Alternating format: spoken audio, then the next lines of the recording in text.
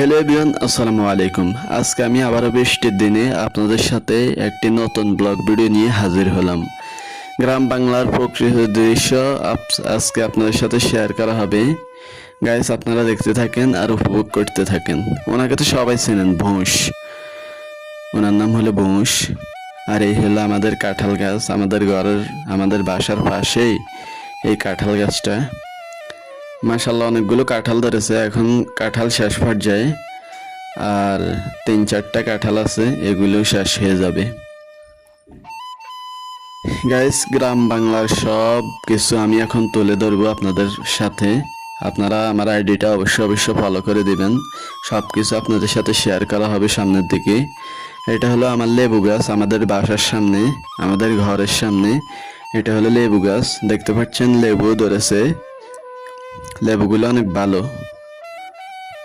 মানে ভালো, আলহামদুলিল্লাহ। এটা আমার লেবু গাছ। আমি 2 বছর আগে লেবু গাছটা লাগাইছি।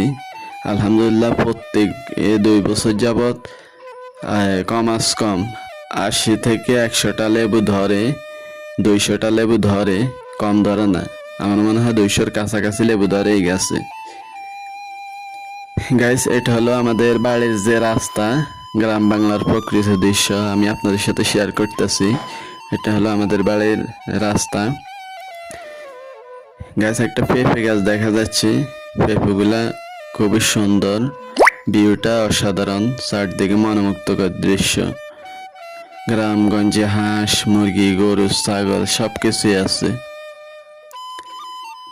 এটা হলো আমাদের উঠান, দেখতে পাচ্ছেন, এটাই আমাদের বাড়ি, এটা হলো আমাদের ঘর গাইস। আর এই হলো আমাদের কাঁঠাল গাছগুলা, 2টা আছে, 2টা আমাদের ঘরের পাশে। আমরা 2টা কাঁঠাল গাছ লাগাইছি, 2টাই আছে। এটা হলো আমাদের রাস্তার মধ্যে যে নারকেল গাছটা আছে, এটা হলো সেই নারকেল গাছটা। এই নারকেল গাছে নাল ধরে, কিন্তু শেষ পর্যন্ত আমরা পাই না। কে বা কাহারা চুরি করে এগুলো উধাও করে নিয়ে যায়। এটা হলো তাল গাছ, দেখতে পাচ্ছেন। তাল গাছ, নারকেল গাছ 2টা পাশাপাশি। যদি একটা খেজুর গাছ থাকতো তাহলে আরো ভিউটা আরো সুন্দর দেখা যেত। গাইস, আমি ছাতা দিয়ে একটু ঘুরিয়ে ঘুরিয়ে আপনাদেরকে দেখাচ্ছি। বৃষ্টির দিনে জোরে হাঁটা সম্ভব হচ্ছে না, তো তাই।